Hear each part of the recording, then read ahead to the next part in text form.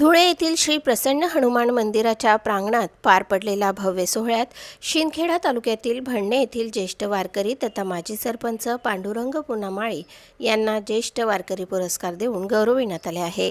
कान्हा देश वारकरी सेवा मंडळातर्फे आयोजित या सोहळ्यात धुळे, नंदुरबार, जळगाव, नाशिक, मध्य प्रदेश आणि गुजरात राज्यातील अनेक ज्येष्ठ वारकरी, युवा वारकरी आणि कीर्तनकारांचा सन्मान करण्यात आला। शिंदखेडा वारकरी साहित्य परिषदेचे तालुका अध्यक्ष म्हणून कार्यरत असलेले पांडुरंग माळी गेल्या 50 वर्षांपासून वारकरी संप्रदायाची सेवा करत आहेत। विठ्ठल भक्ती, वारी परंपरा आणि कीर्तन सप्ताहाच्या माध्यमातून त्यांनी समाज आध्यात्मिक संस्कार रुजविण्याचे काम केले आहे।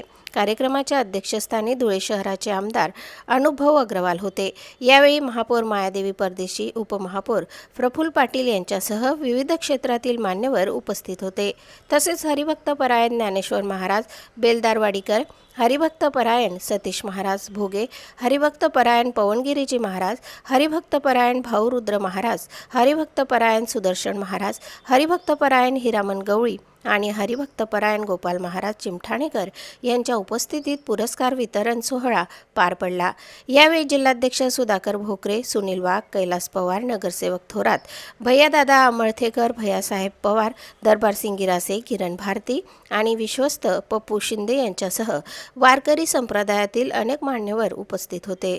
पांडुरंग माळी यांना मिळालेल्या या सन्मानामुळे भडणे गावासह संपूर्ण शिंदखेडा तालुक्यात आनंदाचे वातावरण निर्माण झाले असून विविध स्तरातून त्यांचे अभिनंदन करण्यात येत आहे।